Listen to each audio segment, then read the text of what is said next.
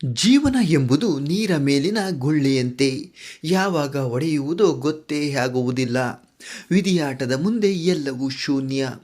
ಬಾಳಿ ಬದುಕಬೇಕಿದ್ದ ತೆರೆಯ ಮೇಲೆ ಎಲ್ಲರನ್ನ ರಂಜಿಸಬೇಕು ಎಂದುಕೊಂಡಿದ್ದ ಸ್ಫುರದ್ರೂಪಿ ನಟ ದಿಲೀಪ್ ರಾಜ್ ಇನ್ನು ನೆನಪು ಮಾತ್ರ.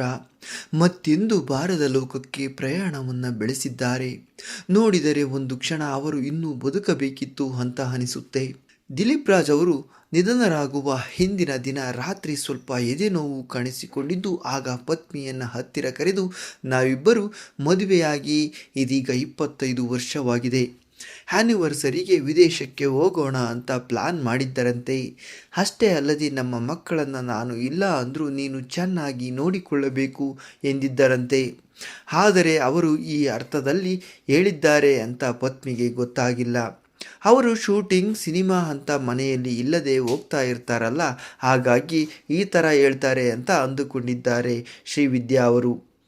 ಆದರೆ ಮುಂಜಾನೆ 5 ಗಂಟೆ ಸುಮಾರಿಗೆ ಎದೆನೋವು ಕಾಣಿಸಿಕೊಂಡಾಗ ಪತ್ನಿ ಶ್ರೀವಿದ್ಯಾ ಅವರು ಮೊದಲು 2 ಆಸ್ಪತ್ರೆಗಳಿಗೆ ಕರೆದುಕೊಂಡು ಹೋಗಿದ್ದರು. ಆದರೆ ಡ್ಯೂಟಿ ಡಾಕ್ಟರ್ಗಳು ಲಭ್ಯವಿಲ್ಲ ಅನ್ನೋ ಕಾರಣಕ್ಕಾಗಿ 3ನೇ ಆಸ್ಪತ್ರೆಗೆ ತೆರಳುವಾಗ ದಾರಿ ಮಧ್ಯೆ ಜೋರಾಗಿ ಹಾ ಅಂತ ಕಿರುಚಿ ಜೋರಾಗಿ ಉಸಿರು ಚೆಲ್ಲಿದ್ದಾರೆ ದಿಲೀಪ್ ರಾಜ್. ಇವರಿಗೆ ಪತ್ನಿ ಶ್ರೀವಿದ್ಯಾ ಮತ್ತು 2 ಪುತ್ರಿಯರಾದ ಧೃತಿ ಹಾಗೂ ಅದಿತಿ ಇದ್ದಾರೆ. ಇವರ ಅಂತ್ಯಕ್ರಿಯೆಯನ್ನು ರಾಮನಗರದ ಫಾರ್ಮ್ ಹೌಸ್ನಲ್ಲಿ ಮಾಡಲಾಗಿದೆ.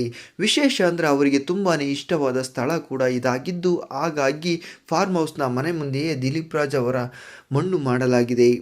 ಅದ್ಭುತ ನಟ ದಿಲೀಪ್ ರಾಜ್ ಅವರ ಬಗ್ಗೆ ನಿಮ್ಮ ಅನಿಸಿಕೆಗಳನ್ನು ತಪ್ಪದೆ ಕಮೆಂಟ್ ಬಾಕ್ಸ್ನಲ್ಲಿ ತಿಳಿಸಿ.